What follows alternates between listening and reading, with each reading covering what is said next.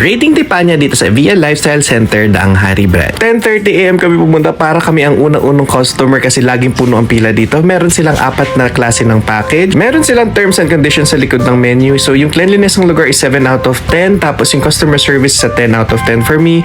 Tapos yung value for money is a 10 out of 10. So first time namin ina-try, so in-avail namin yung pinakamurang package. So sa left part ng menu, kung makita nyo doon sa first part, yun yung mga niluluto in front of you. Tapos meron silang off the menu na ino-order sa back of the kitchen tulad nito mga.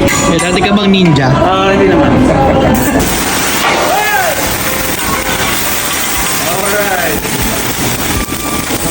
Medyo late na ako sa thread na to dahil minsan lang kami pumunta sa Evia and kung pupunta kami laging puno and wala kaming time para maghintay dahil sobrang daming laging tao naghihintay dito. So what you're paying for is the professionals na nagluluto in front of you. Tapos may humor sila, nakipag-interact sila sa'yo while cooking. Tapos may paapoy pa dyan na sobrang laki. Basta sobrang interactive, nakakatawa.